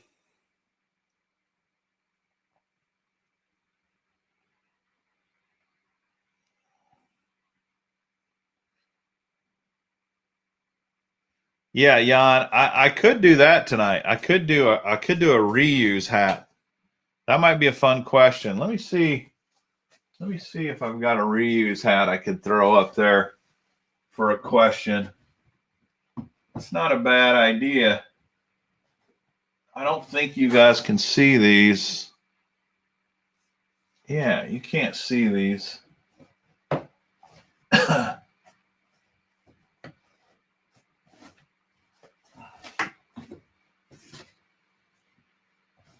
I could do this one. Let's see. I don't think you guys saw this. And then this would test the hat theory. Yeah,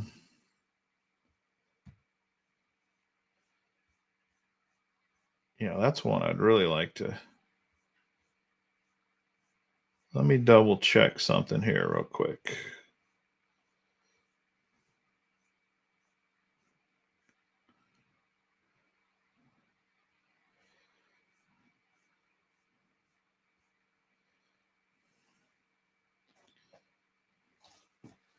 All right. I'm going to give you a repeat hat question.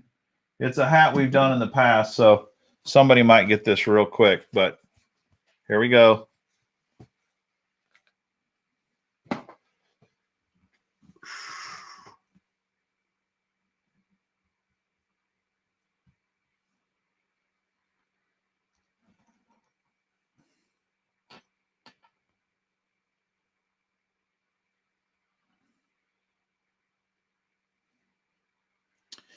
Here it is. Looks like I'm getting a little blur. Hopefully you can still tell what it is.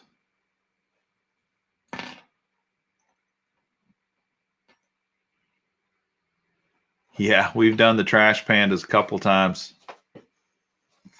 All right, give me the name of the team and the name of the town. The whole team name here. Here we go. Here it is. It's the Lake Elsinore Storm. Henry's the first to get the complete answer.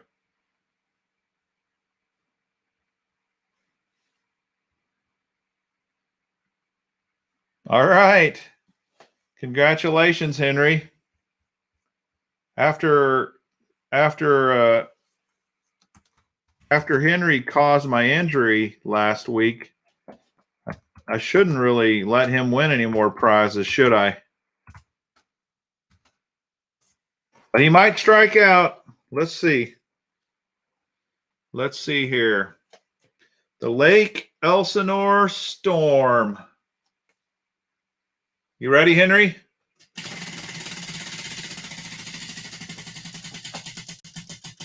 Oh, what? The curse has been broken. He got the angel. Who knows? He could choose to give one lure to BS Fins if he wants, and then there'd be no strikeout for the night. It's up to him, though. Henry, first we'll let you choose your lure. Do you want hard baits, soft plastics, or miscellaneous?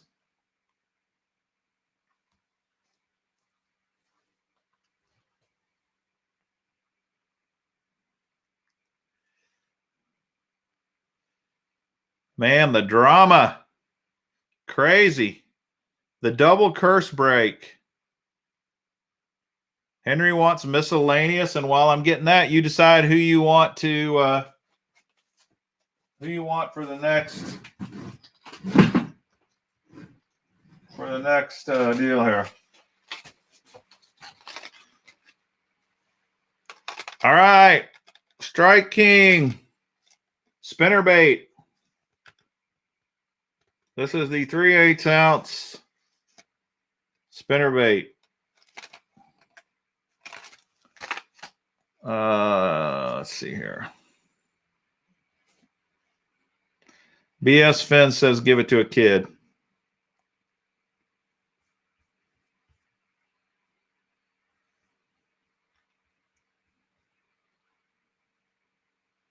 Henry's giving it to Nick.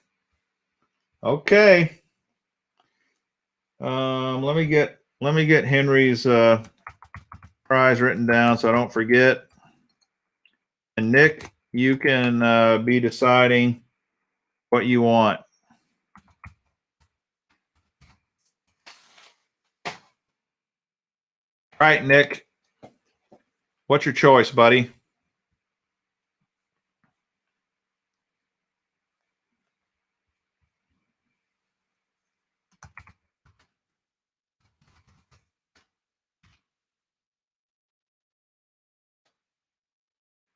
What's a hard bait? Okay.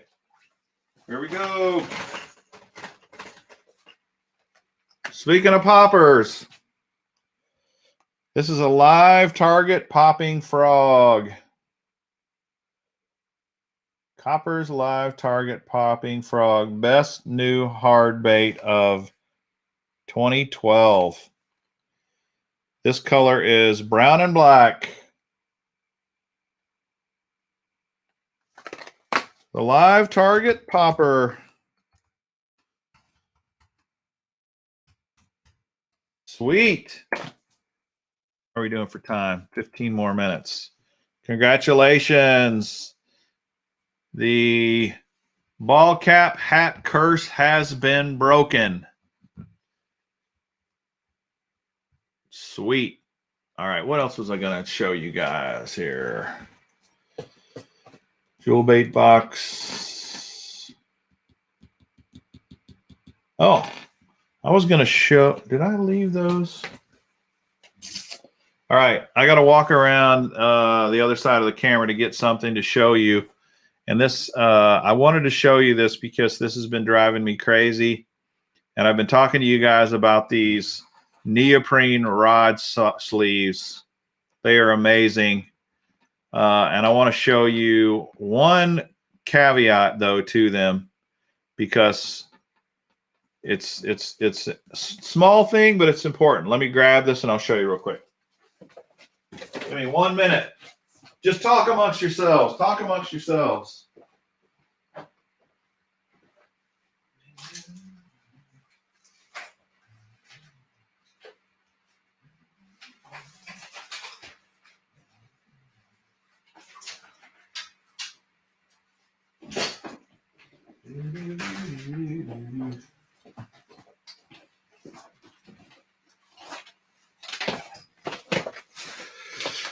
Okay, one frustrating thing about rod sleeves I've told you guys in the past, and the reason I love these neoprene rod sleeves like this, look at the material. It's a little stretchy.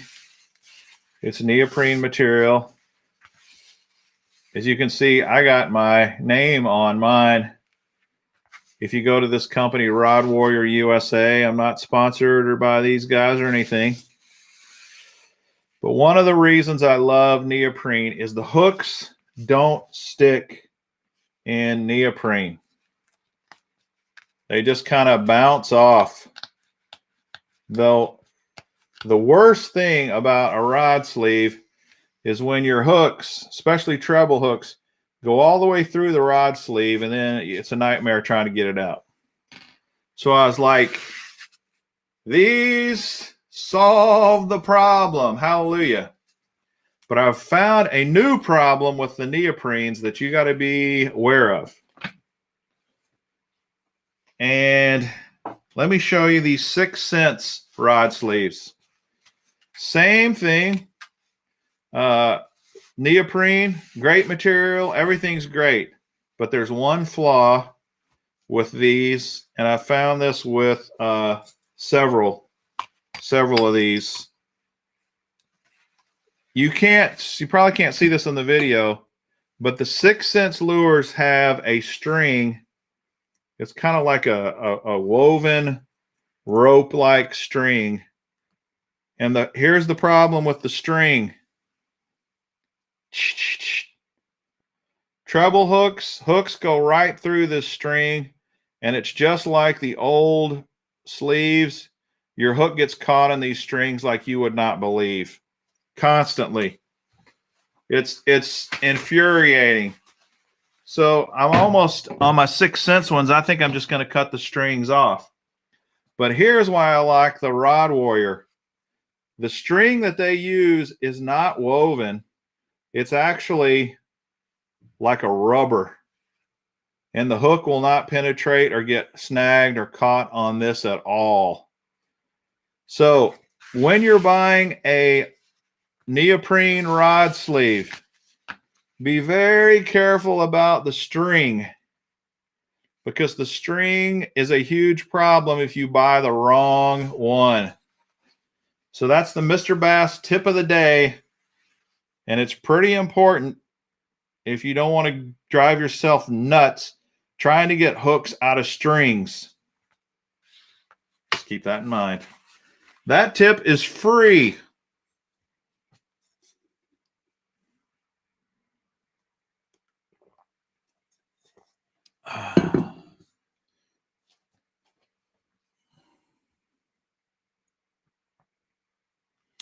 Yeah, Mr. Brewer, I have plenty of those Velcro bait covers, but here's the reality.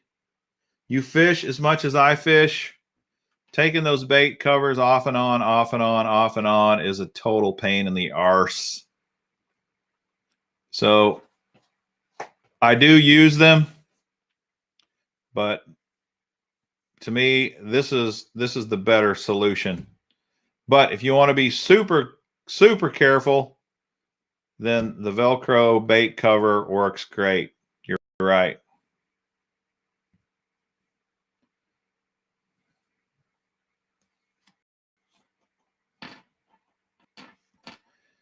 Well, I've been thinking about wearing neoprene gloves. In fact, I have several pairs of neoprene gloves. They work great in the wintertime. And I thought about wearing gloves on the live stream in case you guys wanted me to reach around and grab hooks. And I got my neoprene gloves on, and then I realized there's a problem with my neoprene gloves. They're fingerless. So that's the way it goes.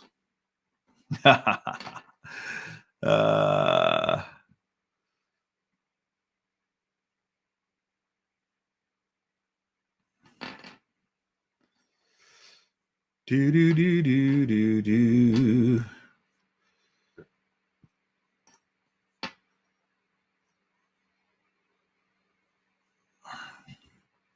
What's this here? You've had 5 XS on hats counting tonight. Not sure what he's saying there. Mr. Bass, do you use treble hook covers? Yeah, that's what he was just mentioning. I have both kinds. I have the plastic pouch that you squeeze and drop it in. Those are pretty nice. And then I have the Velcro kind. I use both kinds. If I'm in a deal where I'm using tons of rods with treble hooks, I will put them on. But if I've only got one crankbait or something like that, or one top water, I'm usually not going to put it on.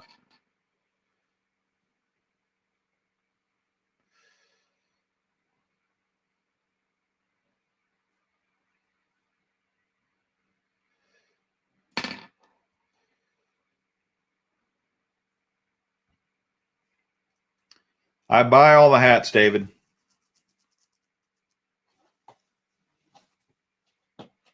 Oh. You meant people have gotten 5 strikeouts. We don't get a lot of strikeouts over time. But Dan's saying we've had 5 strikeouts on hat questions. Man, did you go back through all the live streams and figure it out? Man, that's a lot. If we really had 5 strikeouts on the hat questions, you guys might be careful about answering the hat questions, because seems like we have a lot of shows where we don't get a strike at all. I've only got 2 on the wheel as it is, so.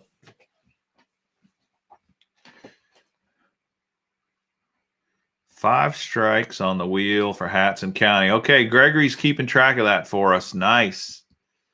All right, let's do another question. All right, go back up to my question list here. All right, this is kind of a fun one here. As you guys know, I told you tonight that Jackson and his dad, Fisherman83, sent this awesome box of lures to help the channel. We've had a couple of other guys do the same thing for us. Name one person that has sent Mr. Bass lures for the channel. There's a couple of answers, right answers to this. John Smith's got it. Chris Shue, absolutely. He sent us some lures. He sure did. C. Big Hill sent tons of lures twice. C. Big Hill is definitely the biggest contributor to the channel. He's done way more than anybody. Chris Hill, good dude, good dude. All right, John Smith, congratulations. You got the correct answer. Representing the Canadians tonight.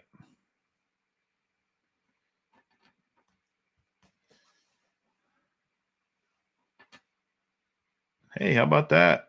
Gary's painting blanks now.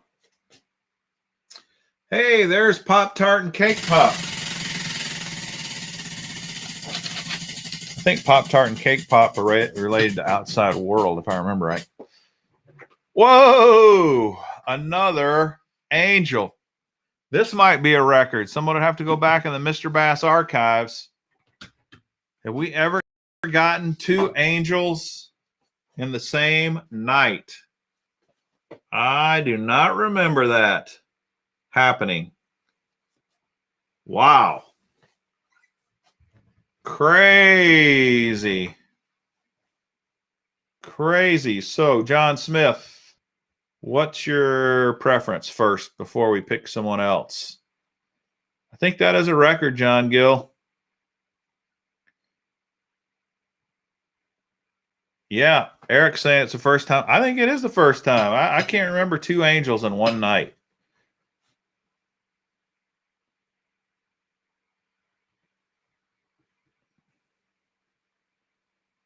Okay, we got to wait for John to...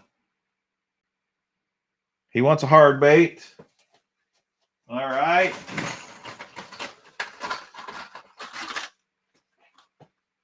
Okay, the Lucky Craft Slender Slow Suspending PO 127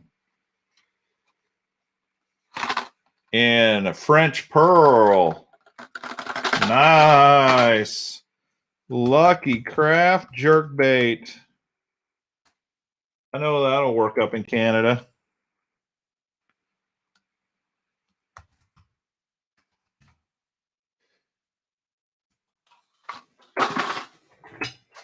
Sweet. All right, John.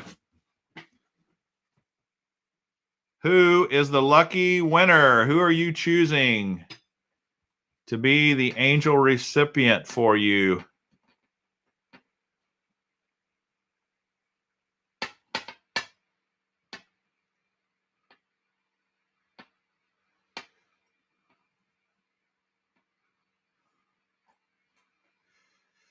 I don't think C. Big Hill is on tonight, Daniel. I haven't seen him or heard from him.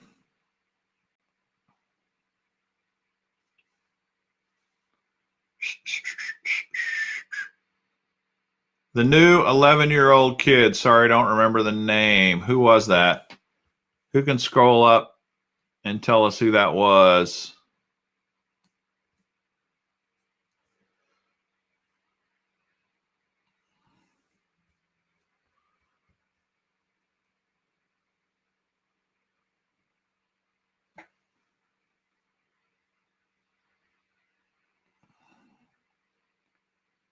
Oh, Jatavius. Was it Jatavius? Is he still on or is he gone?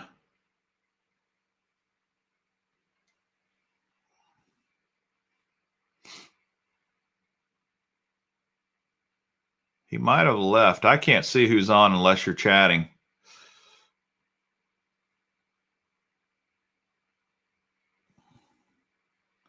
Jatavius Hoskins. He might be gone.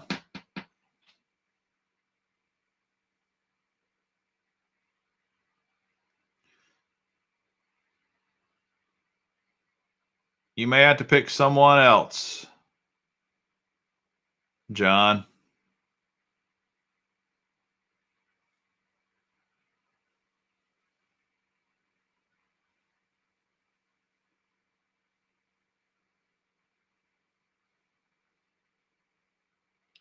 Yeah, Jan. You gotta stay on your toes. You never know when you might be the winner.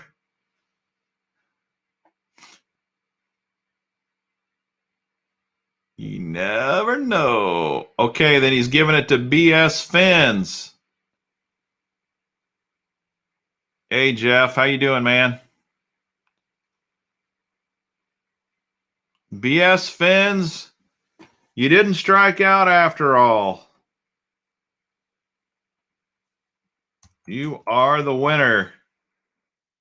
So now BS Fins needs to tell us what. Pick your poison. Hard bait, soft bait, miscellaneous.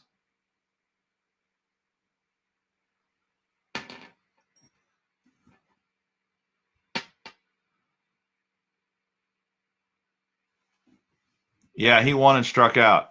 He wants miscellaneous. All right.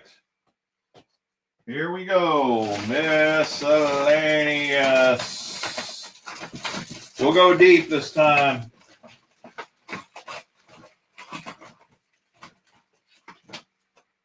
Another spinnerbait.